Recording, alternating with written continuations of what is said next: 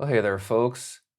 Here is this week's tutorial on how to mix drums, how to process and mix drums. To clarify, as mentioned, basically mixing isn't really just all about leveling things out. Of course, that's literally what you're doing when you're mixing. But mixing music is much more about how you process, clean up, affect, manipulate, etc., all your tracks. So we'll be starting that off with drum tracks. But before I do that, I did want to jump into first giving you some tips, some overall tips that have to do with the whole entire music mixing process, which we haven't discussed yet. And that's why I have this just little text box so I can type some things, basically almost like a lecture. So you can pretend that this is my whiteboard where I can write a few things down. So these are basically, you could call these like Ben's top 10 mixing tips, essentially. So yeah, some of these are pretty straightforward and things that make a lot of sense, and are pretty, no nonsense things and tips anyway. Like the first one being, I think first and foremost, a good thing to always keep in mind is take breaks. That goes for anything. You all know that editing, working on anything audio-wise, post-wise, it's very beneficial to just not blast for 10 hours straight. And yeah, much better of a work flow to make sure that you give yourself some time, some breaks, and step away from your work, rest your ears. That's always helpful. So I usually don't really go for more than a couple hours without then stepping away and getting a snack and, resting my ears. But resting your ears is just a good thing regardless. Stepping away from your work for maybe like a day and then coming back to it to get a fresh listen to it, basically. So that's a pretty no-nonsense one. Another good thing is sometimes listen back at a low volume. And that's this is a really good thing to do, especially more so like when you're in the home stretch of working on a music mix. This is also helpful when you're working on films too, honestly.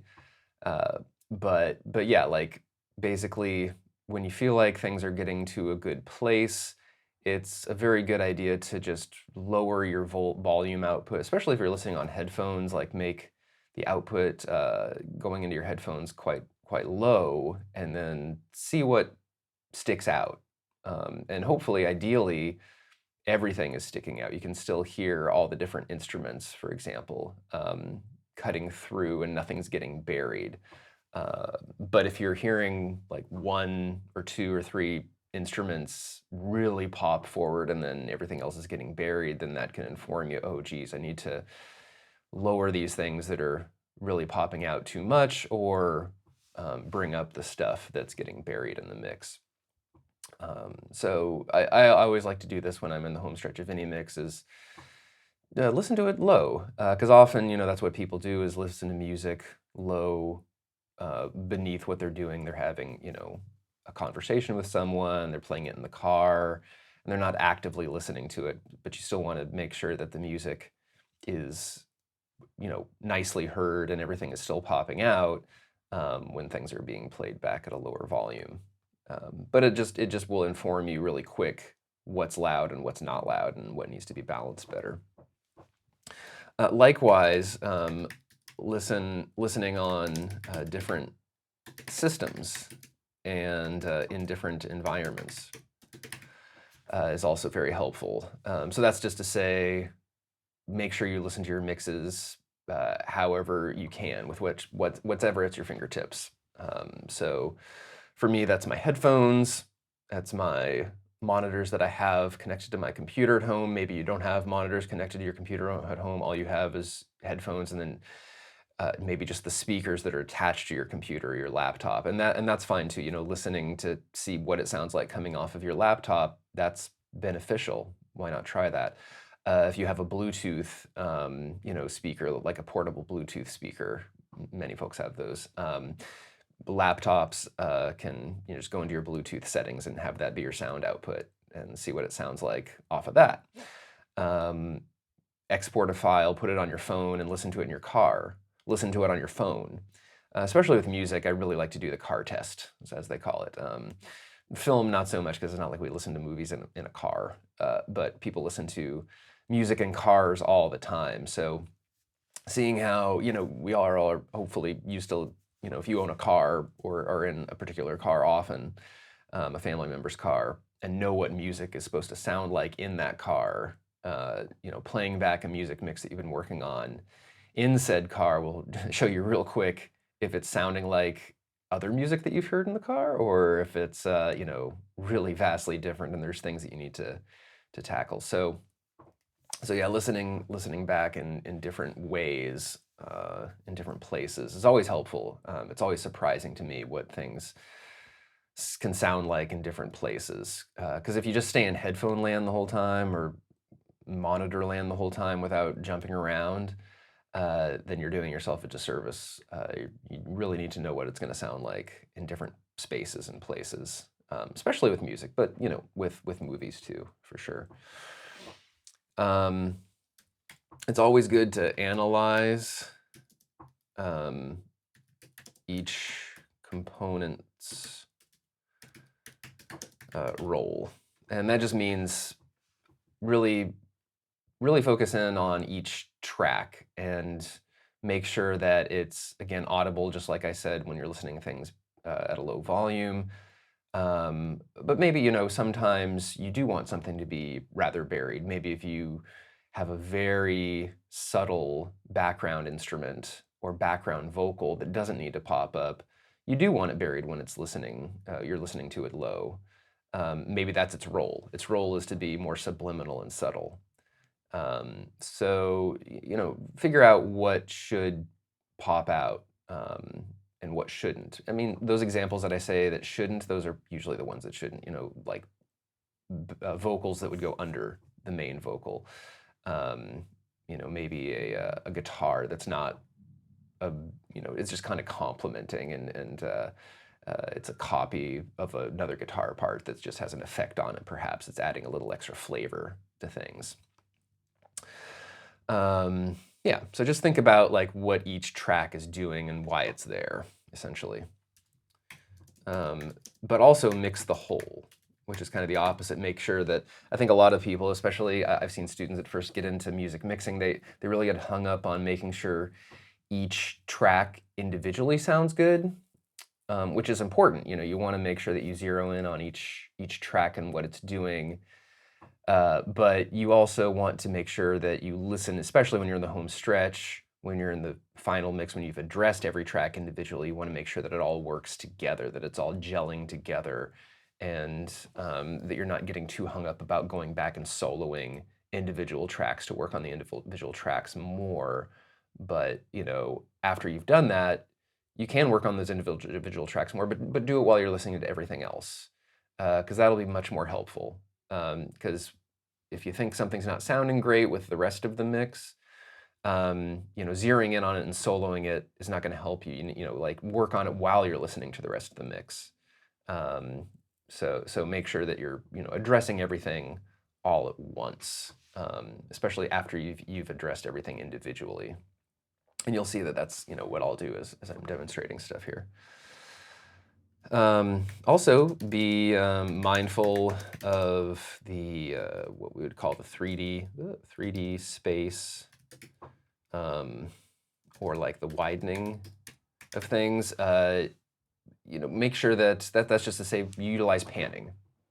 Things should be panned around, and you'll see what I will recommend you pan. What are fun things to pan?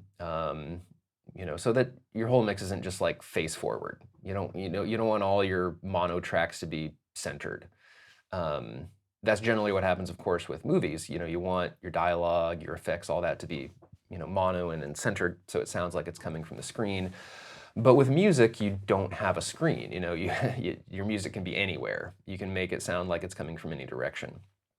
Now, a lot of lead elements you do want to have be face forward. Your lead guitar, your lead vocal, kick, snare, things like that. You want them to sound like they're in front of you because that's the perspective that we're used to when we're listening to music. But you'll see as I demonstrate that there are definitely things to pan around and move around and play with the three-dimensionality, because of course we have the whole 180 degrees of, from right to left to work with. EQing, we've talked about and had some review of EQ and compression, but a big thing, I think I've mentioned this in previous classes, but yeah, EQ, I always say, reduce before you boost. So you'll see, like when I dive into some EQing in this session, if there's something in the frequency response of a track that I want to enhance, a lot of times I'll reduce and lower the part that I don't want to enhance. And that's because the more you boost something in an EQ, the more you're in danger of clipping and distorting what you're boosting. Whereas if you do the opposite, if you bring down the thing you don't want to boost, then you don't run that risk. So for example, here, if I just go back to Pro Tools here for a second, if I were to add an EQ randomly, if I wanted to, say, bring up the high end on a clip, I could do this, but I'll get the exact same effect by not using a low shelf or a high shelf, but using a low shelf rather, and doing this. So that does the exact same thing, but I'm reducing what I don't want rather than increasing what I do want, giving me less of a chance to distort and overmodulate what it is I'm trying to deal with. So that's really what it all comes down to. Pretty simple, actually. Don't forget about automation. Now that's something I think you're all pretty used to with dealing with sound for films, movies, and such, because we're automating stuff all the time, especially volume automating. We're always bringing our levels up and down a lot. But yeah, we can also automate panning. We can automate plugins. I feel like this is something that I have to tell students that I've had in the past that are music-centric, because they're not used to automating the volume on tracks necessarily. They'll just bring up the overall volume on a track up and down, and that's all they care about. So it's the same volume the whole time.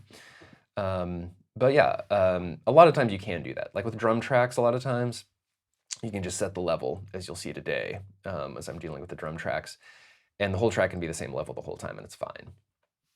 But sometimes they need a little boost. Maybe the drummer decides to start playing the snare a lot quieter, and so you have to bring that up.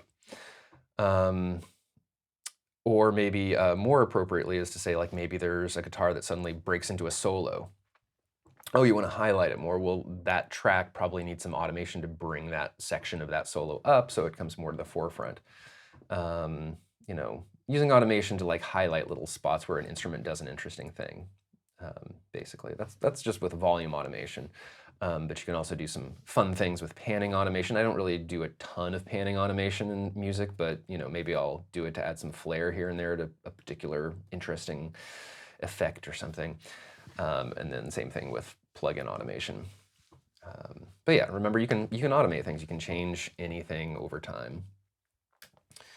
And always check for clipping, especially on the master. You don't want the master fader, this guy right down here, to be hitting the red. So yeah, you never want your mix to be clipping. So watch out. But also watch out for clipping in any of your plugins. You don't want any of your plugins to be hitting the red, so monitor those as much as you can. But yeah, if your overall mix is clipping in the master, then of course you need to bring things down. And it's fairly easy to do too. You can, hopefully you know that you can just go to your groups over here. I do this constantly when I'm working on a piece of music, I'll suddenly realize I'm getting way too loud with everything. Everything's starting to clip, but I really like how the mix is sounding. So I'll click on all in my groups. You can go all the way over to the right of any track, and you can see that I'm bringing up and down the mix of everything all at once. And then after I've brought everything down, I want to bring the master back to unity, back to 0, and then any aux inputs that I have, which I don't yet have. Talk a bit about aux inputs more today, because it's maybe been a while since you've thought about it. Those need to come back to their original starting positions, essentially, so everything's retained. So if I bring everything down like 5 dB, I would want to bring the auxes back 5 dB up, so that they were where they were in the first place. But yeah, that's a really good way, using all to bring everything up and down all at once. And then lastly, this is something that we'll get to when talking about mastering, but don't master while mixing. Mastering is the very last step, where you actually put plugins on the master fader, or there's actually mastering software that's used to master the mix that's outputted from Pro Tools. Professional mastering engineers will actually do that. They'll, in fact, use standalone software. But you can do a master in Pro Tools, and we'll talk about it. I master stuff in Pro Tools, and it's fine. But the pros do it with separate software that we don't have, and I don't have. But yeah, it's a process that's done after the mix is done. So that's just to say that you could do a couple little tweaks on the mix, especially when you're still in Pro Tools. But you always want to monitor and make sure that your mix is still going into the master, not clipping. But yeah, for the 99% of what you want to do with the mix should be done before you start to master, really. Mastering is the last step. And we'll get to that in a couple weeks when we talk about mastering. Anyway, so those are my tips. Hopefully you took some notes, write this down, keep them in the back of your mind as you're working. All right, so let's go into Pro Tools here. I just found out how to get an output out of Pro Tools into QuickTime Screen Recorder, so that's why everything hopefully is sounding very clean. But yeah, just to point out, you might be thinking, what are all these buses that Ben is utilizing in the sends here? These are actually what is sending audio from Pro Tools to screen recording. And the same thing is going on. I have a lavalier plugged into my interface, and that's how you can hear my voice right now. So that track, that's what's happening with that track at the very bottom, in fact, that I have minimized very small. Yeah, it's pretty cool. You can record Pro Tools into QuickTime Player. Just look it up. I Googled it. It took me like 5 seconds to figure it out. So anyway, let's get into mixing drums here. And while you're mixing drums, I would say you should, mute everything else. When you send me your work, you should have all your other tracks muted. As you're mixing drums, you should have your other tracks muted. We're not getting into them yet, so that's what I'm going to do. I'm going to mute all of these. You can also just hold down Option and hit M, and that mutes everything, and then you can start unmuting what you don't want muted. So yeah, you can do that as well if you have a lot of tracks, because I only have 5 tracks that are not drums. Most of you have way more tracks that are not drums, actually. Yeah, most of you should have about this many drum tracks. Some of you maybe less, some of you maybe more, and we'll talk about that as I go through the different tracks and the different setups. I also made a group of the drums too. Remember, I said that that's a good thing to do. You can just go over and click on this button next to groups and say new group, and I've already made one, so I don't need to do it, but I can select all of my drum tracks, say add, I don't want the lav though, call it like drums, and then say okay, but I've already made one, so I've got a drum group right here. So if I have that highlighted, whatever I do to one track, we'll do to all of them, so you can see if I'm hitting minus to go back and forth between volume and waveform, it's going back and forth very easily on all of my drum tracks. So great. Let's start breaking everything down bit by bit, then piece by piece. So we can, and that's why I like to spend a whole class just talking about the drums, because it's a lot of tracks. It's a lot, and you might have some percussion tracks too. Some of you might have some congas, some shakers and tambourines. You should address those too. Anything that's a percussion type instrument you want to deal with this week. But save all the melodic instruments and vocals for the next pass. So for homework, you should be doing, work on just the drums. All right, well, I'll just start off by here. I'm going to mute all these other tracks that I don't want to deal with, because I'm going to, start from the beginning and go down. And the beginning is a kick. So we just hear the kick. That's it. I'm going to, on my master, this is a good tip, is to click right here on the very right-hand tab of the output where it looks like a little fader, and you get this little fader that pops up. I always put that off to the side, click on this red dot, and it'll always stay up. It won't disappear if you decide to bring up another meter. Just because I want to make sure I'm not clipping, of course. And that's already kind of loud to start off with. I know that that's going to be, so I'm going to just lower it a little bit. So again, I'm just, minus going back and forth from waveform to volume, and then lowering this. Hopefully everyone is also sticking with the Smart Tool. Yeah, get used to using the Smart Tool if you haven't already. Make sure all three of these tools are selected by clicking that bracket. It's much easier to use. Anyway, so I only have one kick track. Some of you might have two. It's a rarity, but who knows? Some of you might have a third one. And if you do, you can talk to me about what that might be, and we can maybe tackle it together. But traditionally, you might just have one mic on the kick, but most helpfully, I think, having two mics on the kick is very helpful. You might see that the track is called something else, but most usually there should be a kick in and a kick out. Though the kick out might be called sub.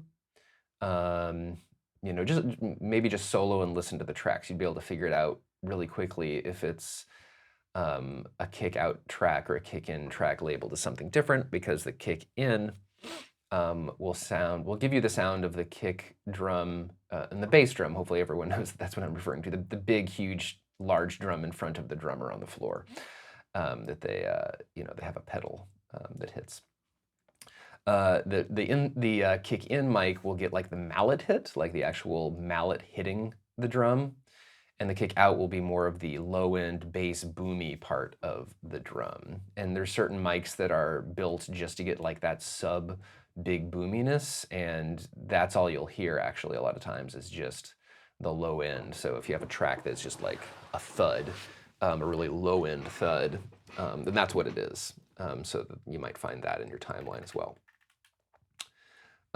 So I actually, I'd prefer to address those things differently. And so if I only have one kick mic, I'm going to duplicate it. So I'm going to right click and say duplicate. So I have one. And so I'm going to call one kick in and call one kick out just to make it easy for me. Let me just address the kick in, and we'll address them differently. And so, and that's okay if you have the same track twice. We're just going to process them and address them in a different way. So with the kick in, we're really trying to get that mallet sound. So I'm going to add an EQ. You can see I have a ton of stuff in here that you all don't have, but these are my plugins. But I have EQ 7-band. Just use the ones that we got at our fingertips that I know everybody has. And if folks out there are getting really into sound and building up a library of other plugins and you have other stuff, use what you want to use. But yeah, of course, if you use something that we don't have at school, you need to keep bringing your computer to school while you work in class and show me what you got going on. And, I would also actually have to have those plugins to be able to listen back. So let me know if you have third-party plugins that you really want to use that I might not have. Otherwise, maybe just stick with the the plugins that Pro Tools automatically comes with. So yeah, let me know on a case-by-case basis, but I'm guessing not too many of you will have third-party plugins that I don't have. But these EQs work great. I mean, I use these EQs on any professional stuff that I'm working on. They're fine. You know, an EQ is an EQ. It does the same thing as an EQ, in my opinion. Some people might think, oh no, I really love this EQ that such and such makes. I don't know. I can't really tell the difference. An EQ is doing the same thing. So anyway, what I'm really trying to get in is that mallet sound. Like I said, so I actually want to remove as much of the low end as I can. I don't need the low end for this one. I'll utilize it more for the other one. So I'm actually going to activate a high pass, really bring it in. I could even cut it a little bit more. I can do that this way. I can click and hold in the shaded area and move right and left to change the slope as well. And yeah, really what we're focusing in on is the around like this 3 kilohertz sort of area. Will give us like the beater kind of sound. And I really don't need a lot of high end here too, so I can turn on the high pass, or low pass, excuse me, and bring in the low pass to cut off a lot of the extreme highs. I don't need any of these extreme highs heard either. So we kind of start to get this kind of sound. Almost like a basketball-y type sound. It's very knocky sounding. But that's what I'm focusing in on, strangely enough. Like, you might think, oh, that's not what a kick drum sounds like, but we really want that sound. We want to utilize and focus in on that sound. It really helps the kick pop, as you'll see. So yeah, your kick in, or one of your kicks, if you're duplicating it like me, should look very similar to this. That's how the EQ should look. We always start with EQ, and then the second thing that you should be adding, I'll keep that up here just so you can look at it, would be a compressor. So I'll grab my compressor limiter. And there's some great factory defaults in this list here. So I always just go to kick tight. See how that's working. And basically, a compressor, again, just helps to even out the overall level, but as you can see, the performance of this kick is very similar throughout the whole entire thing. It's not going to be much differentiation. And a good drummer, that's how their kick's going to be anyway, but this really just is helping it out. It's keeping it consistent. And then let's see what we can do. We can try to add an expander as well, or a gate, and that will cut out all the stuff we don't want between there. That might be very helpful. So I'll go under Dynamics again and do the Dyne 3 expander gate. So it's the gate version of that one. It looks very similar, but it's the gate. And yeah, let's see what we can do. Let's put a kick gate and see what happens. Might not even hear it. Yeah, so we don't hear anything. That's okay, it's just not going up. So we need to lower the threshold. Still not hearing it. There we go.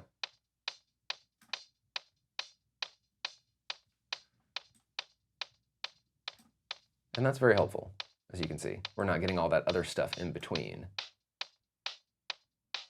Getting a little snare in there too, that's okay if you're hearing a little snare. It's not gonna be perfect. You're never gonna get like perfect recordings. I don't know, some of you might have better recordings than others. It all depends on where it was recorded.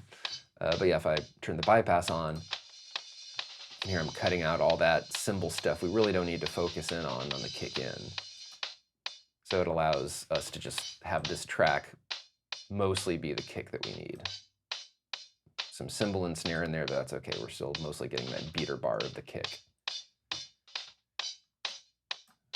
So yeah, make sure you hear that. You might just have to turn the threshold way down. You can see mine's like super low, and that's okay, you know. Very snappy, very quick. Great. Oh, and I am clipping here a little bit in my input. That's okay, I'll just bring that down a little bit. Again, you make sure you don't want to be clipping anywhere, especially on your output. The input you kind of can't help, that's just how it was recorded.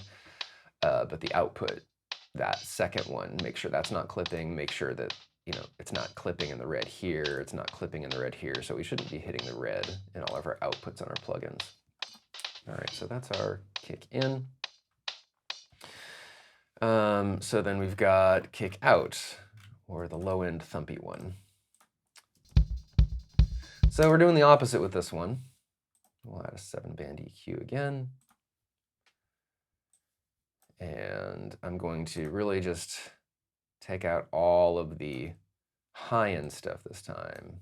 Tons of it.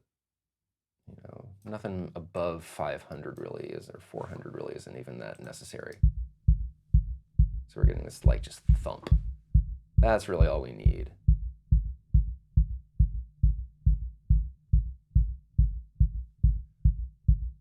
Sounds good. And this is perfect. Like sometimes you might hear some snare coming through, but hopefully not too much. So again, you don't need to do anything fancy with, oh yeah, I want to bring this down a little bit. You don't need to do anything fancy. I see students like going crazy with the EQs, like having their dots all over the place. That's not really what you're trying to accomplish.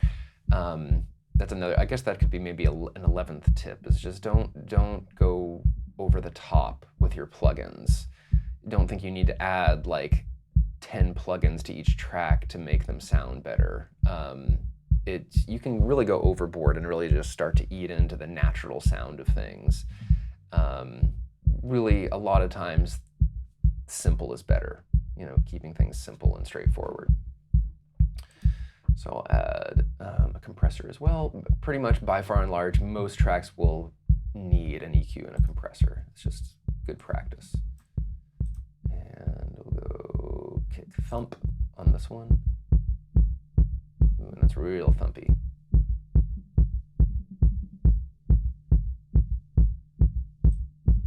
Gonna bring down the gain a little bit on that. Seems to be a bit too much for me. That's fine. Okay, and this one doesn't really need a gate so much.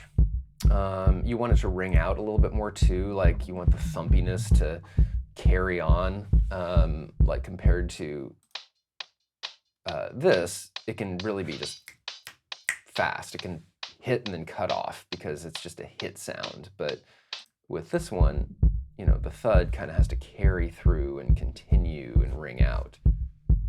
So even if you're getting a little bit of snare in there, it's okay. If you want to try your hand at putting a gate, that's fine. Like say if it's not as constant, you know, especially if the kick isn't being hit that much, you know, maybe it's just going boom, boom. You know, it's like maybe getting hit only once every bar.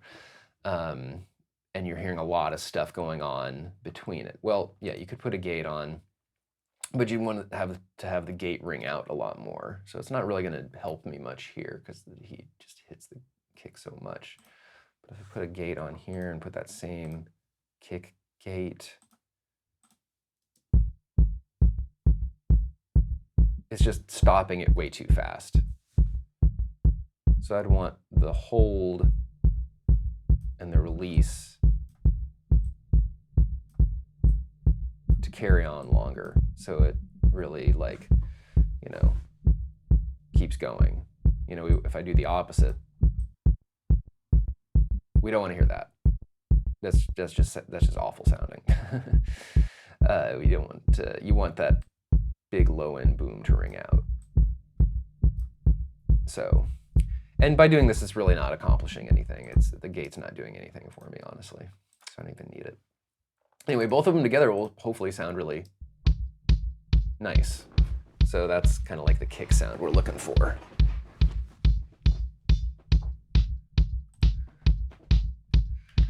All right, so we'll move on to the snare next. Oops, I don't want to solo. Save solo my lav. Okay, there we go. Now my lav's still on. So with the snare, this is great. This one's been recorded very nicely. There's a top and a bottom. That's very traditional. Hopefully no one has just one snare mic. That would be unfortunate. But again, you can do the same thing that I did the kick, which is duplicate it and just process them differently as if you had two mics. Some folks might have even a third mic, like a snare side mic, which you kind of address in an in-between way. I really kind of usually bury it in the mix anyway. But if you have more than a top and a bottom snare mic, let me know and maybe we can talk more about what you might want to do with it. But you kind of just deal with it in a compromise between the two. Like you kind of do the same thing that I'm going to do to the two of them together to a side snare mic.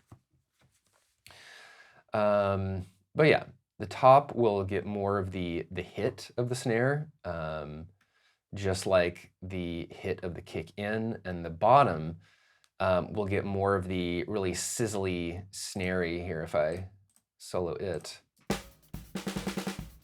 gets more of that snappy, tinny sort of sound, because that's where there are these beads that run along the bottom of a snare, basically, that give it that sound, and the mic is picking that up more so than the top mic, where the top snare is more of the hit. And I usually favor this top snare more than the bottom snare, but it's kind of your call what you want to do. You also might have, just to point it out, I know that some of you have some samples for the kick and the snare. So you have like these little clips that have been placed in that are samples that complement the kick and the snare. Just to note that those shouldn't have to really be processed at all. They've already been processed. They're like these nice samples that have, been made by professionals, and they can just live as is almost for the most part. So you might want to address them if they do sound a little wonky, if you think they do need to be addressed. But for the most part, you can just have them be mixed in with everything else just to help kind of support the other things that are going on. So the samples are just there to help add beef and heft to the actually recorded instruments. Anyway, snare top. What do we do with it? So grab EQ again, of course. With a snare top, first off, I don't really need to hear anything below like 80 hertz. Really, most instruments we can automatically cut anything below 80 hertz because that's where the kick is living. Like the kick really takes up that space. And most stuff below 80 hertz, that's just stuff that you feel. So if you let a lot of instruments take up that 80 hertz and below space, everything starts to become muddy and gross because it's just all these low end frequencies sort of just fighting with one another for no good reason. So yeah, cutting out anything below 80 hertz is smart to do. But yeah, I don't need too much high end as well. So I'm actually gonna cut out a little bit more than like even 10,000 hertz. Because it's more of just the body of the snare that I'm trying to hit, that hit sound. You might want to boost the low end a little bit, depending.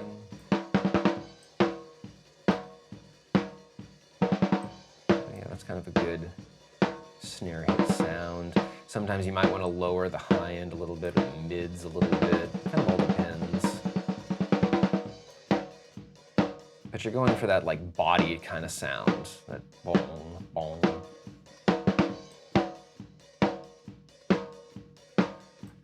Now there's a little bit of a whininess in there that I might want to get rid of too. Let me turn it up and kind of try to focus in on it. And a lot of snares will have this kind of whine when they hit. It's like it's a very specific pitch. So I'm just going to add like a one band EQ and look for that and try to cut it out. So I can bring up my parametric, make the slope very, very narrow, and I'm just going to look for that frequency.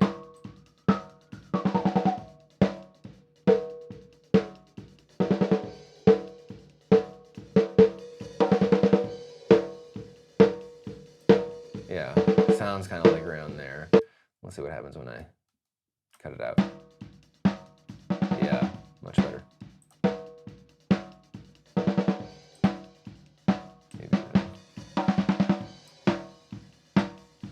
And it might be on a couple of frequencies too. You might want to get a 7-band actually and do this to a couple of spots. But if you have that sort of like high-pitched kind of whininess,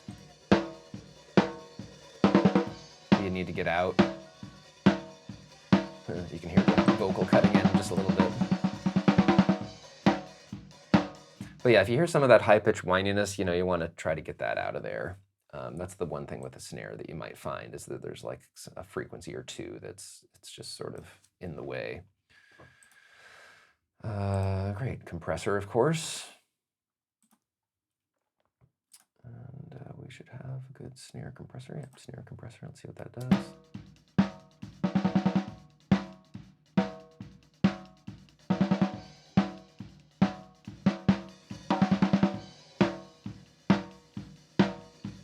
Actually, I'm hearing a second whine now that I've boosted that up with the compressor. So here I can actually hold down Option and copy that.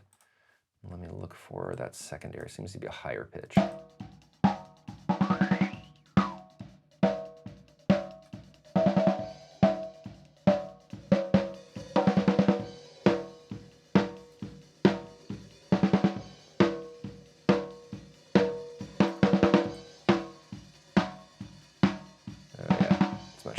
And sometimes you just want to do this too. You don't have to like bring it down all the way if it's kind of eaten into it too much. Like if it's just lowering the frequency a little bit.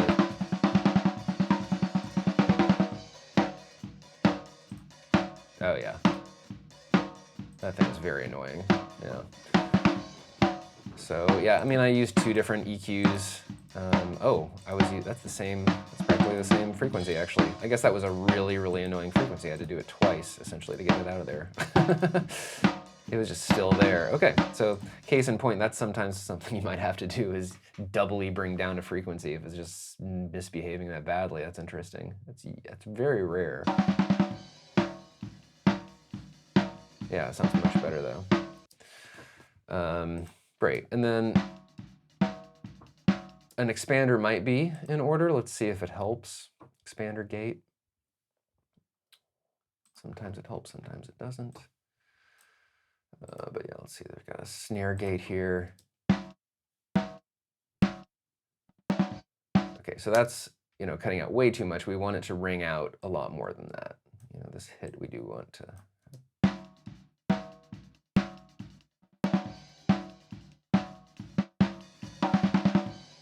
It's not catching some of them, so I'm going to bring the threshold down. We want to make sure it's not cutting any of them out.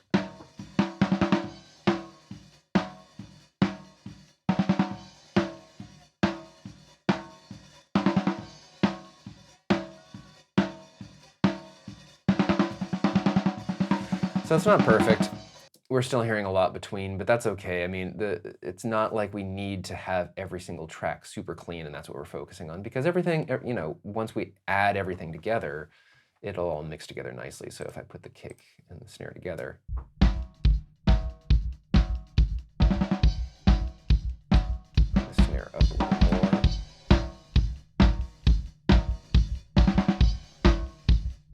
Now the cymbals, of course, sound kind of wonky right now. They're kind of cutting in and out, and that's okay because we have cymbal tracks we're going to add in here in a second.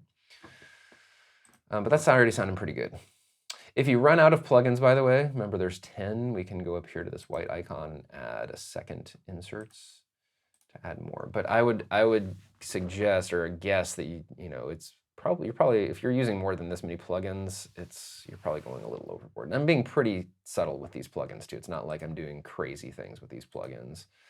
It's just funny that I have 2 of the same one basically to cut out that frequency. Okay, snare bottom. So that would be our really snappy part of the sound. So with the EQ, likewise, I'm going to cut out probably more than 80 hertz, actually. There's really not a lot of low end that we need. It's really that snap sort of sound that we want. But I'm also going to add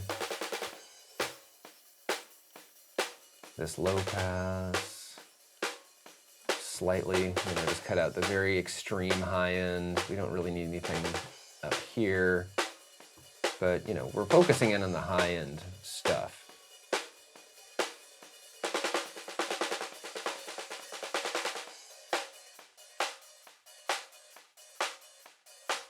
Yeah, it's just this, that's what we're getting on the bottom of the snare. Just that wire stuff that's vibrating around to make that sound.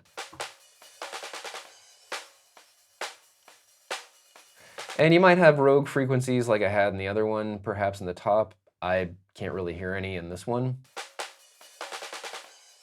So this one's fine. But who knows, you might have to notch out frequencies to the bottom snare or the side snare if you have a side snare. kind of similarly. So if you do have a side snare, you don't really cut out a lot of the high or the low. It's just sort of you're focusing in on both. So you might just be subtly cutting out maybe like 80 hertz and then like the top with a side snare, and then very subtly mixing it in. It'll probably be much lower than the other two snare mics. Great, so let's put in a compressor as well, as always. Put on that snare comp as well. Great. And then with the expander, oops, this one can be a lot more quick. Snare gate. We don't have to have it ring out like the other snare. So it's kind of like the opposite of the kick in, the kick out. The kick in, the actual hit can be quick because it's just the hit of the kick can just be very, very quick. But the hit of the snare kind of rings out a lot more. Then the opposite, the kick out, which is the big bass boominess, that rings out. But the snary, very tinny stuff, that can be very quick. Okay, it's not catching everything, so again, bring the threshold down. So you don't want to be cutting everything out. So if you're noticing it's like not catching all of the hits,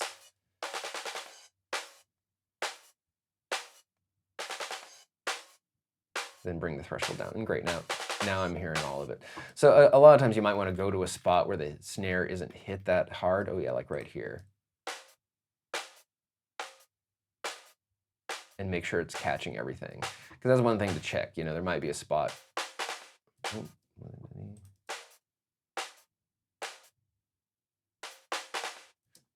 Lower it a little bit more. Yeah, there we go. So yeah, you want to make sure that it's at a spot where the drummer might be like hitting the snare a little bit more quietly. If that's happening and you focused in on setting your threshold for your gate at another spot, when you get to that spot, it might sound like it's totally gone. So just make sure that you're going to the quietest part to adjust the threshold of your gate, because you need to make sure that everything is going above the gate, so the gate isn't cutting it off and muting it. But that's fine. This is both of them together. You can hear makes that nice kind of sound when the kick and the snare together. Sounds a lot better, yeah. And I'm actually gonna lower the snare bottom a little bit more. I mean, that's usually my preference, to have the top a lot louder than the bottom. But it all depends. It's the style of music you're working with. It's your own personal preference. What do you think sounds best?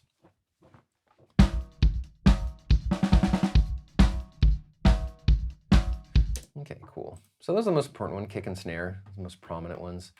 Then we've got toms. So toms will most undoubtedly just all have one mic on them. But we want to duplicate all of them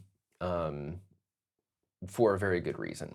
It's what we call parallel compression, where I'll be compressing and EQing each one different, kind of similarly to the kick and the snare, but generally with a kick and a snare, a lot of times there's two mics that have been recorded. But parallel compression really means that you're taking, I would call it parallel processing, but offhandedly a lot of folks call it parallel compression, because we're really doing different stuff with the EQ and the compression, not just the compression, and a gate. But yeah, it really refers to taking one track that's been recorded, duplicating it, and processing them differently. So I'll show you how that works. And once I show you one on one tom, it pretty much works on all of the toms. So here, let me keep those muted and just do the tom. Okay, so you can find a spot where the toms are hit. Yeah. That's good. Hitting it a lot right there, so getting a lot of hits for us to listen to. So there's the high tom, and let's duplicate it so that there's two of them. So similarly to the other drums, we want one track to be more about the hit and another track to be more about the body. So, I mean, that's really what we're going through here. Hopefully you're understanding that, is that like there's two kind of components to drums that we want to focus in on, and that's like the point of contact that the stick makes with the drums, and then how it rings out. So that's sort of what we're going through, and what we're going for, those two sounds, and making sure we can focus in and emphasize those two sounds and then address them differently. So again, for this, I'll grab an EQ as always. Same as the snare, I'm going to cut off 80 hertz. And also cut off to about 10,000 hertz at the top. Don't need that, so yeah. And yeah, for a tom, generally speaking, I want to kind of boost the lows a little bit, kind of maybe boost the highs subtly, bring down the mids. The mids really aren't that important with the toms so much. It's like you're going to get a lot of sound here and a lot of sound there. But we'll get more, this is kind of where the stick sound is, so I don't really need to emphasize it that much.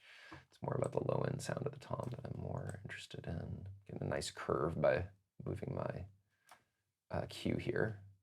That's what I'm doing there, give it a nice, like, more boost. Yeah, it's sounding pretty nice.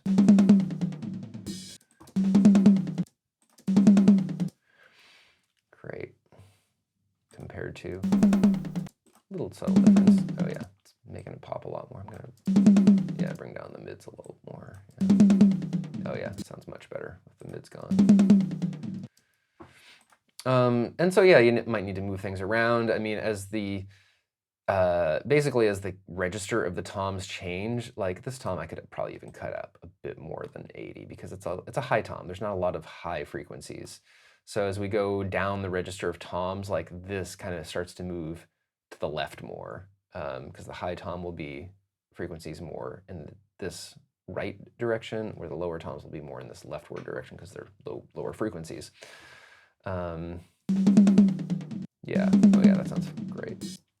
Yeah, we don't need any of that low stuff there. So yeah, and if I haven't cut off that much, you know, like 100 or so hertz, yeah, 120 maybe, that's fine. Yeah, so it's not like you need to do this, or else it starts to sound really thin. You don't want to sound too thin. That sounds pretty good. I'll give it some light compression. Again, bring the compressor up. I don't even know if we have a tom. Yes, we do. Tom's tight. Ooh, yes, that sounds pretty good. It's a bit too much, though, and I should have been making note of this when we looked at the other tracks here.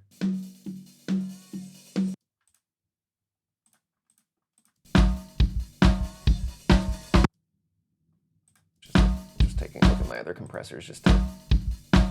Ooh, yeah, that kick out is a little bit too much. So yeah, you don't really want the GR meter to go much over -6. So I'm going to bring my ratio down a little bit on that. And then maybe my threshold up a little bit. So yeah, the lesser the ratio, the higher the threshold. We'll back off on the GR meter. So you don't want it to go much over -6, or else it's going to start to sound like too squashed. So if that GR meter is going over -6. So sorry for not mentioning that before. But yeah, back to the high tom. That's too much. I can hear it being way too crunched. So I'm going to bring my threshold a lot more up. Yeah, there we go. That's better. I can bring it down a little bit more. Okay, split the difference. Yeah, so right at -6 is fine. Yeah, but hopefully you can hear it. If I do it really drastically, ooh, yeah, that sounds like garbage. It just sounds like it's popping too much. So yeah, you don't want the GR meter to be going crazy like that. Much better. And then yeah, for the expander, the ideal is for us to be able to add an expander that cuts everything out unless the drums are hit.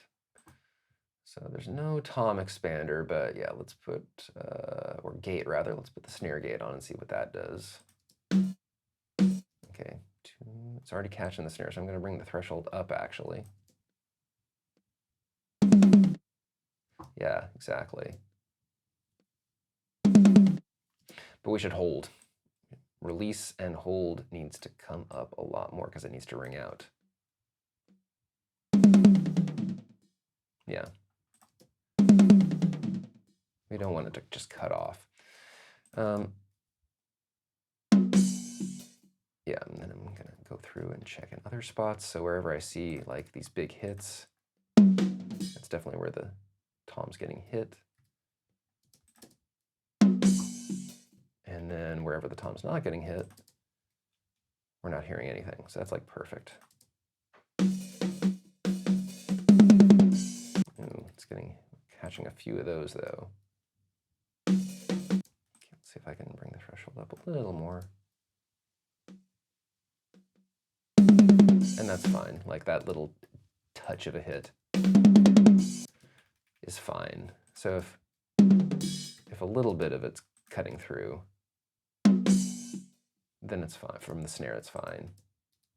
Listen to that again.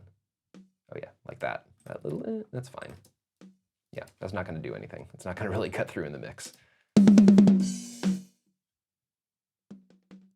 Yeah, and those two, yeah, those aren't going to cut through that bad. So it's okay if they're eking through a little bit. But yeah, so prominently, we most want the that stuff. One thing that you could do to help perhaps would be to flip the expander in the gate, to have the expander go first. Let's see, that might even help it out even more.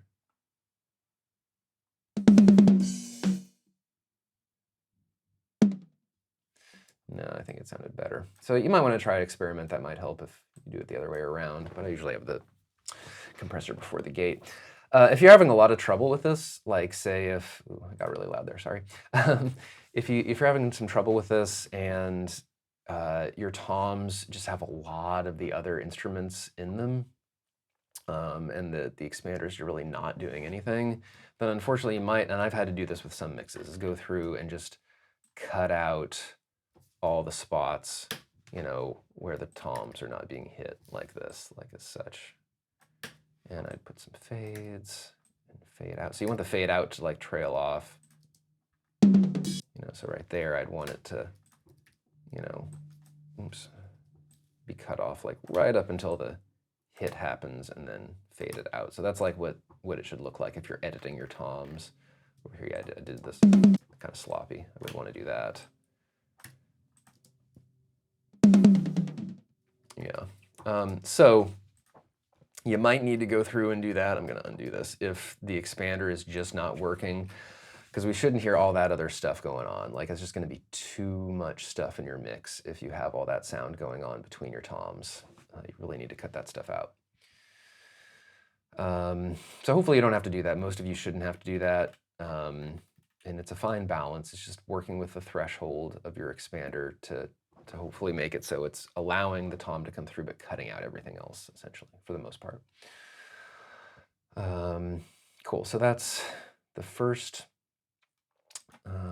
tom track. The second one, again, we're getting more of just the hit.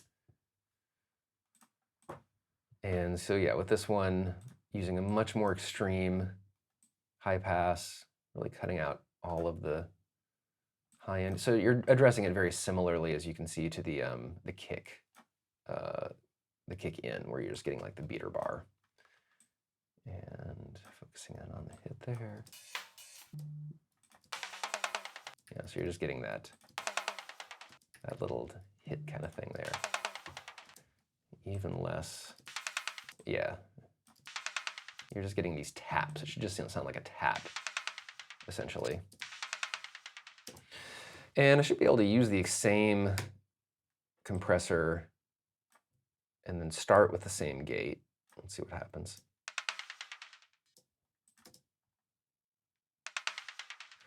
But we can have the hold come down because we just need the hit. We don't have to have it ring out.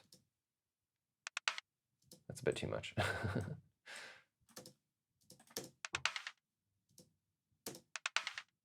Yeah. We're just getting these like, it sounds like crap Doesn't sound that great when you're listening to it, but just getting these like pat, pat, pats. But if we put them together, we get this like oomph in the high end of the hit, so we can actually hear the hit. And I almost like to bring up the hit a little bit more. So it really punches. Yeah. Yeah, sounds really good. Like, as opposed to if we mute it, it sounds kind of flat. Yeah, and we get this really knocky kind of hit kind of sound. Otherwise, we want it to, you know, we want to feel that hit.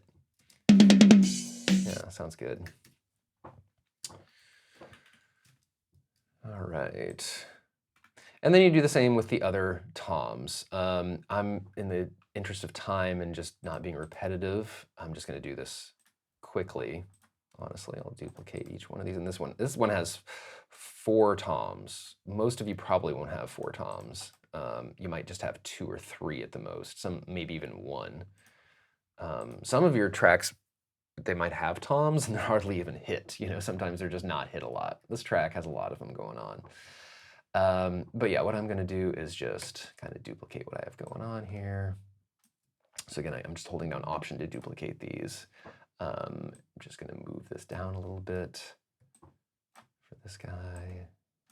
This one, I'll move it down a little bit more, all the way down to 80. And then the same thing with the floor tom. They're going to be pretty similar. Yeah, so I'm just like making more room for the low end, like I said.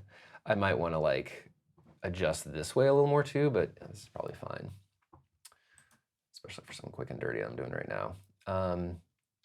And let's just see what happens if I use the same compressor that I did on everything. It might work just fine. Might not. Might just need to make some subtle adjustments. And then I'll hopscotch with the expander, because remember, the expanders are different, or the gates are different on each one. So the first tom track I'll duplicate to be on the first of all these tom tracks. And then the second one I'll duplicate to be on the second ones. I'm not sure if this is going to work quite well, but we'll see. See what it sounds like. Oh yeah, just solo all of them. May or may not work. Okay, so we don't have anything cutting through. That's good. Let's hear this big run right here. Okay, pretty good. That was very loud, so that just means that I probably need to, need to just lower these, because we're hitting the red. Especially these, yeah, these low toms are a lot more intense than the high toms, so I'm just gonna bring them down a few dB each.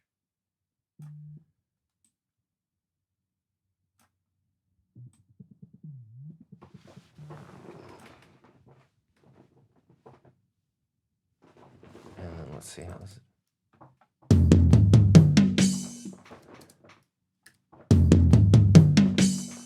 Okay, and I'm gonna just check the compressors. Yeah, that's, so yeah, what I'm seeing is it's kind of pumping it out. Too loud, the threshold. So this is what to check on each one of them. This is just to make sure that the GR isn't going over -6. So I'm going to just bring the threshold up a little bit and the output gain down. Yeah, I'll do the same thing with this tom actually. Place.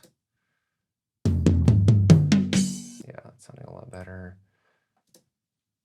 Oh, wrong one. Great. So yeah, these two are kind of going a little bit above the GR, so I'll bring the threshold up a little bit on those. Much better. And then what's going on with the mid tom? Yeah, just fine on the mid tom. Great. Yeah, because it sounded a little fuzzy when I first played it, so.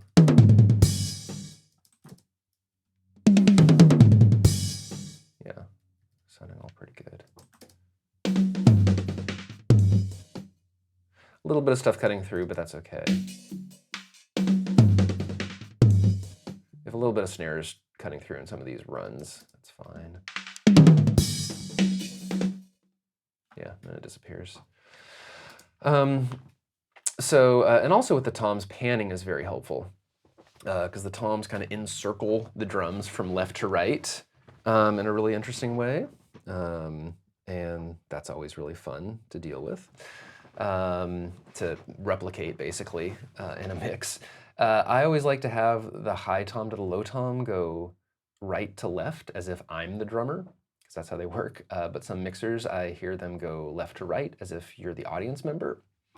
Either one works. There's no real hard and fast rule. So yeah, if you have two toms, you could pan one left and one right. If you have three, the one in the middle, the mid tom, maybe you could pan slightly to the left or slightly to the right. And then if you just have one tom, depending on if it's a high tom or a low tom, you would pan whichever direction you think is best. And when I have four, I can do two going leftward and two going rightward. And it's not like I do hard left, hard right. So with the high tom, I might go like all the way to like 70 perhaps.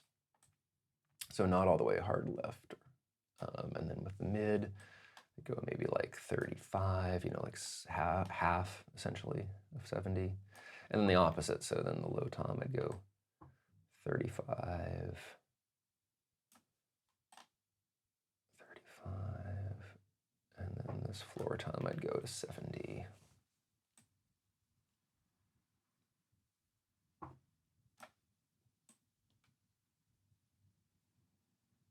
And if for some reason if you do that, what I just did, and it goes back to 0, it might mean there's some panning automation. Just go to your pan line and see if there's any dots, any points, and you can just highlight and delete any points, and then you should be able to use this. Or you can just pan here as well. This also pans, of course. So I can change my panning with the line. This is just using these things right here is a very quick way of panning something if there's no panning automation. But yeah, this should sound pretty cool, especially for these types of runs here. So it moved across from the left to the right, and hopefully that's cutting through the same thing, same way for you in this recording. Yeah, so that's going opposite right to left. So yeah, that's kind of a fun thing to do too with the toms, especially to make it so that they pan around right to left. That's really fun. Yeah, and so yeah, again, if you just have one tom, maybe you just pan it 35 degrees to one side. Depending if you have two toms, maybe like split the difference and you're doing like 45 degrees one side, 45 degrees the other side. If you have three, again, maybe that's what you're doing, and then the third one's just like 10 degrees to one side or the other. Yeah, there's no real, honestly, there's no real right or wrong answers to that. I would just say you shouldn't probably pan the toms all the way to 100, one side or the other. That would sound a little too much. But yeah, this otherwise kind of up to you. Though I wouldn't say like have a high tom go left and then the mid tom go right and then the low tom go left, like back and forth. That'd be a little odd, very odd. Okay. Almost done here. So we've got hi-hat and cymbals. So hi-hat, some of you might not have hi-hat, it's possible. Usually there's a hi-hat, but the hi-hat is the two cymbals that are like attached to each other that go up and down right next to the snare that the drummer hits with their foot. Ooh, this one's very harsh sounding. I'm gonna bring it down a lot in the mix for sure. And for the most part, you really don't need, a lot of treatment to the cymbals in general. So what I'm going to do is just essentially just take out some low end. There's not a lot of low end that needs to be, and I'll actually have a very slow slope.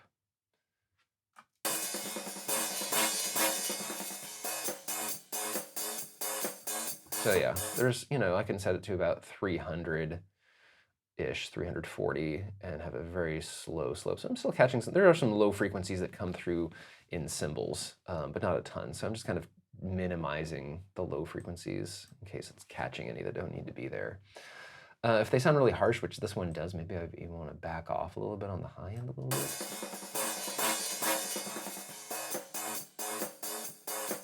Or maybe even add like a high pass.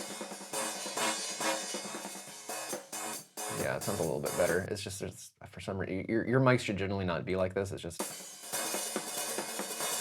sounding a little harsh.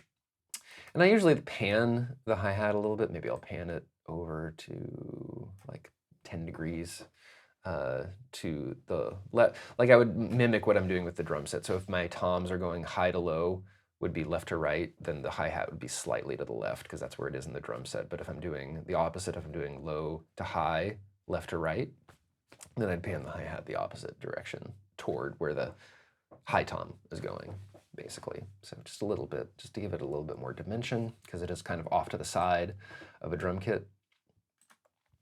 I could add some very light compression, honestly, to a hi-hat mic, but I really want to preserve the dynamics. And yeah, you can see that there really isn't anything for cymbals in here anyway.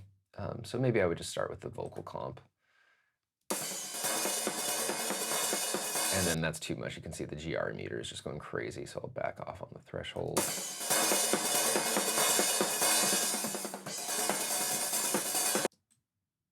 Don't need the makeup gain to be that loud. That one cranks it up to 8, which is crazy. Just helps it even it out just a little bit.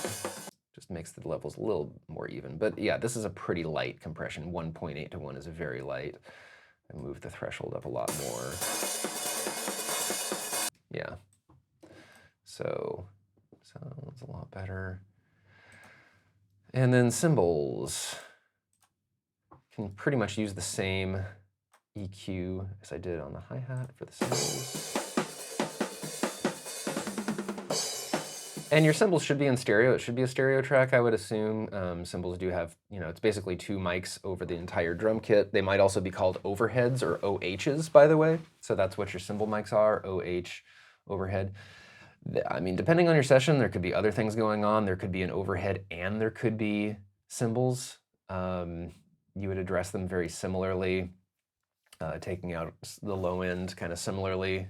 Actually, I probably wouldn't need to do what I did here and here. Those, and all I'm doing is just taking out the low end a bit, maybe even backing off a little less. Cymbals and overheads, you can really kind of just leave a lot as is and just cut out some low end gradually like this. Because, I mean, everything's really getting captured. When you got the cymbal mics, when you got the overhead mics, they're above the whole entire drum kit, so everything's getting picked up. Oh, another thing you want to pay attention to with the cymbals that I forgot is that, like, listen to where the toms are hitting. So I can hear the low tom actually in my right ear and the high tom in my right ear. So I am matching what I'm doing with my toms with the overheads. So you don't want them to be backwards. You don't want to be hearing the low tom hitting in your, my opposite ear, and then you're panning it differently up here, if that makes sense. So make sure that you're matching. So if it was different, I could flip-flop the panning. I could make this side go left and this side go right, or I could leave it and then go back up to the toms and switch the toms around so they're going in the opposite direction. But we don't want the low tom hitting in the right in the cymbal overhead track, but then hitting in the left of the tom track. That would not make any sense. So you want them to match. Hopefully that makes sense. But yeah, and then really no compression again on cymbals or overheads, really not a lot of treatment on those. You might also have a room mic. It could be mono, it could be stereo. It's just capturing the room. And that's kind of really left as is. You might want to just slightly EQ it, maybe hear if there's any nasty frequencies that you want to notch out. Maybe take out the low end at 80 Hertz, like I said, because again, that'll make it muddy. That's only what the kick should be taking out. So that's what I would probably do. If I had a room mic, I would first and foremost take out the low end at 80 Hertz. And I would also maybe take out any nasty frequencies that I'm hitting. And I'm usually mix a room mic in pretty low. It's just sort of there, just, maybe if it was a really great room it was recorded in a fantastic studio, it's like, oh yeah, this is a great room sound. But more times than not, that's not the case. It's just like, okay, great, they set up a room mic in this whatever studio that they were recording it in, and it's not like the room sounds great. Room mics are odd things. Sometimes they're awesome, sometimes they're like whatever. Most of the times in my experience they're whatever. So yeah. And then you might also have, like I said, other elements going on. You could have congas, you could have tambourines, shakers. And again, with all that stuff, again, cutting out 80 hertz, maybe cutting out above 10,000 hertz, just cutting out those high and low frequencies that are unnecessary. With congas, with bongos, things like that, hand drums, I would address the EQ very similarly to toms, where I'm taking out the low end, boosting the low end a little bit and lowering the mids, kind of like this. So this would be kind of a good thing to do with congas or bongos or things like that. And with tambourines, with shakers, maybe I would be cutting out a little bit more of the low end. Just listen. If there's not that much low end, cut out what doesn't need to be there. But use your ears. Like a lot of times I'm faced with an instrument that I'm like, I've never mixed this before. You just like listen and see what's coming forth. And if you put on an EQ and it's suddenly cutting out stuff that needs to be there, well then back off. Go back and forth, go between bypass and not bypass. And if it sounds worse when you have it on compared to when the bypass is on, it's like, oh geez, I'm doing too much to it. I'm affecting it too much. So that's a good thing to do, is go back and forth with the bypass to see how much you're hurting it or helping it. And those other types of instruments, maybe, oh yeah, so congas, definitely some compression helps. Keep the conga hits or bongos very consistent. Shakers, tambourines, bells, things like that don't really need compression. They're, again, similar to cymbals. So if it's like a high-end percussive instrument, not a lot of compression is needed, or no compression is needed. Whereas if it's like an actual drum that's being hit, compression very much helps keep those hits consistent and full.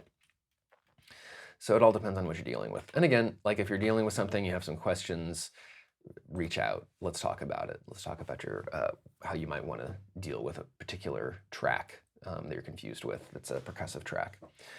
But this should help for the most part. Some of you won't even have that many. I know that, for example, Bohemian Rhapsody has like a kick mic, a snare mic, and overheads, and that's it. But the overheads sound really good. Like this is what they did back in the 70s with the limited amount of tracks that they could record. Their overheads just captured the whole drum set great. So in that case, the overheads probably can just be left as is. You can just keep them as is. You don't even have to manipulate them at all. But still address the kick and the snare like how I did, duplicate them and address them, the two duplicates differently. Like how I did with the kick and the snare. But that's the most minimal tracks that I think anyone would have. I think more so people are going to have maybe more tracks than what I just went over here, rather than less. But there's a few that might have less, especially with toms. This had a lot of tom tracks. But yeah, well, let's listen to the whole thing. Or actually, I have all the other tracks muted, so. This all sounds good. And this is, who knows, maybe I might want to, when I start mixing the whole, bring these things up a little more. It all depends on what's going on, because that's the only thing that's going on. It's all sounding pretty good.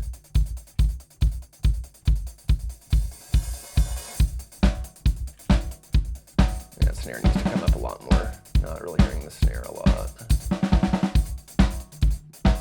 Snares. Snare should really pop. That's one thing. Like snare, I mean, all my clients, whenever I work with them on music, they're always like, turn the snare up more, even though I have it up a lot. Like snare should like be king, and the kick too. Like the kick and the snare really need to just be like at the forefront. I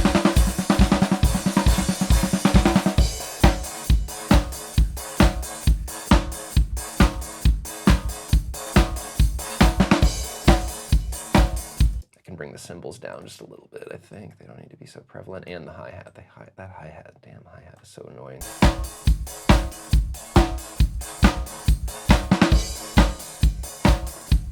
And I'm clipping a little bit, so yeah, this is an instance where I'd want to grab all the drums and just turn them all down uniformly. No, I'm not clipping anymore.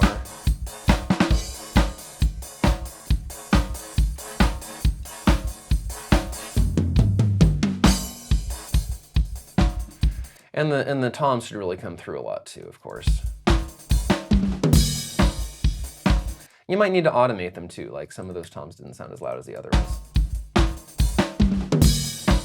Yeah, like these ones, I'm gonna bring those up a little bit more.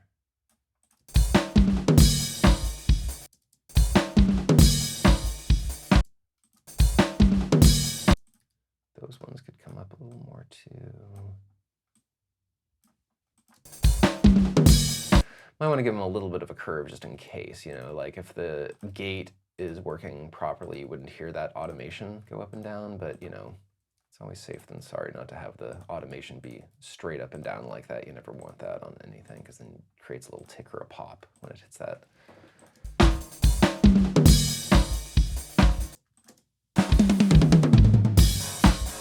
Anyway, I would mess with this a lot more. I would start to get nitty gritty and start to do more of that.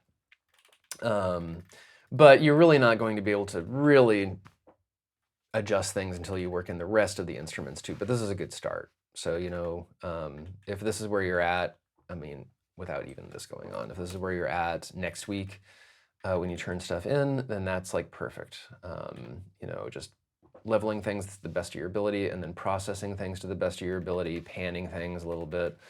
That should be where you're at.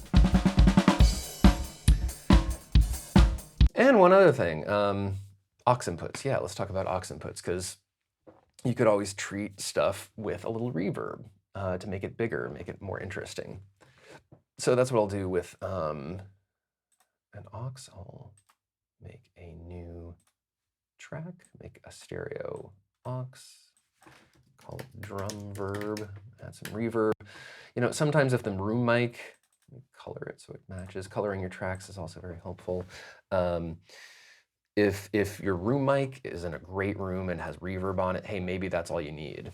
But I really find I'll add some reverb. So I can highlight all my drum tracks. So I'm selecting all of them and then clicked Option Shift and add a bus.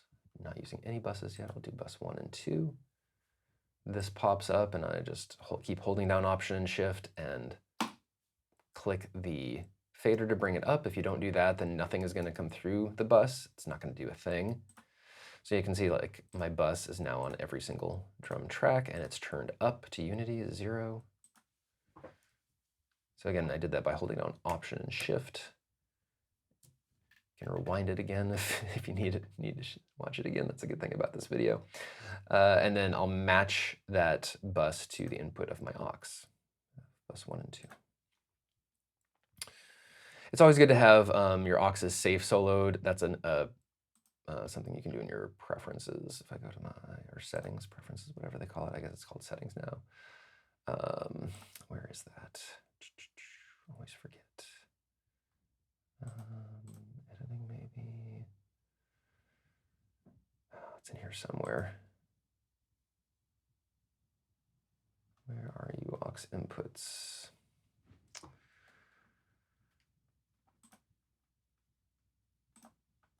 Sorry, I'm wasting time here. We're in the home stretch here, folks. I know this video has been going much longer than an hour at this point, but it's okay. It's a lot to go over today. Let's see. I know we've probably taken longer in the class. Well, folks had questions. And speaking of which, if you do have questions, shoot me an email. We can meet over Zoom as you're working. And hopefully I can give you some time in class to work too, and wrap things up with the drums before you turn it in at the end of Tuesday. I do not know where it is. It's in here somewhere for safe soloing auxes. I'm not going to deliberate too much longer. Yeah, you can look it up, but yeah, it makes it so when you make an aux track, it safe solos it. You can safe solo an aux track very easily. Just hold down Command and hit the solo button. It just makes it permanently soloed. So if you have something going through the aux that you then solo, it still goes through the aux essentially and doesn't mute the aux. But yeah, so I'll put a reverb on there. I really love this reverb, by the way. I know it's not something that you have at your fingertips, but these Abbey Road plates are really fun. You can get them from Waves, and they're not that expensive. They basically mimic the plate reverbs, the physical reverbs that exist. This is how reverbs were artificially created back in the day. You'd pump sound into a room and have a microphone record it. And the sound of that room would be a reverb. That's how you could get reverb, just literal reverb of a room, or by using like metallic plates where sound would bounce around into them in a smaller room. And these existed in Abbey Road Studios. Hopefully you've heard of Abbey Road Studios. There's a big Beatles album called Abbey Road that's very famous that was recorded in that studio. Lots of epic albums have been recorded there. But yeah, I mean, you can get this off of Waves for not that much money. You know how Waves plugins have super sales all the time. But yeah, I can just put on our usual deverb. I usually just bring the gain up because it always brings it down. Let's see what this is going to be really big sounding. Yeah, it's way too much reverb. So that's a crazy amount of reverb. Maybe I'll just do a medium room. Yeah, and then I would just bring down the aux volume so it's not so intense.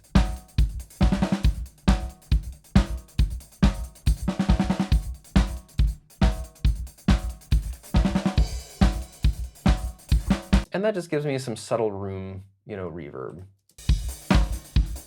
Gives it some body, makes it feel like it's in a space, even a little less. Doesn't need to be over the top.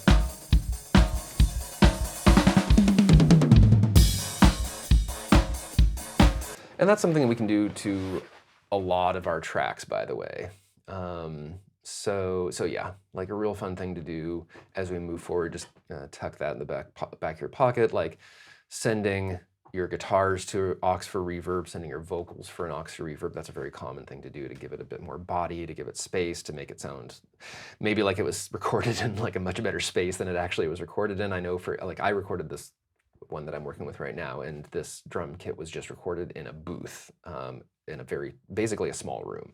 So zero reverb. That's why there's no room mics. There was no point or room to put in room mics because the drum set basically filled the entire space that this was recorded in. But yeah, that's not always the case. Sometimes drums can be tracked in a very large space, and then you can set up room mics. So this tactic basically replaces a room mic sort of thing. But yeah, I don't think you would need something bigger than like one of the rooms, smaller, medium. You're not really trying to go for the drums sounding like they were recorded in a cave. That's just ridiculous. Yeah, so that sounds pretty good to me. Great, so again, let me know if you have questions on this. I know a good handful of you still have some stuff to do with editing because you kind of barely scratched the surface this past week. Or maybe just didn't understand what you needed to do and still have a bit to do there. This, as you can see, is going to take you quite a bit longer. I mean, I'm pretty fast and I did this in an hour, but this is the first time you've done this, and you're probably going to have to like go back and forth with this video, which I'd recommend, like have this video, bookmarked and just keep going back to it as you're working. That's the great thing about this video. You can rewind it, watch it again, go back and review what you need to do. And yeah, this will really help you out, hopefully. Otherwise, like I said, reach out if you have questions. I'm happy to meet over Zoom or in person. Like I said, I don't live far from school if you want to go through this, but I'm sure folks will have questions when you come to class. I'll give you some time to work on this stuff in class. You know, I'm going to be going over the next step, which is working with the instruments and the vocals, but if you're still focusing on working with the drums during work time, that's perfectly fine, of course, so you can get me a good pass of your drums for homework. But yeah, I hope that this was not too overwhelming and intelligible enough, and you're excited to mix your drums. And by the point you got to this video, maybe you've just gone step by step and have been mixing your drums, and you're like, yay, my drums are sounding good, or oh no, I need a lot of help. That's okay. Wherever you are, I'm here to help. But that's that. Hope you enjoyed it, and until next time.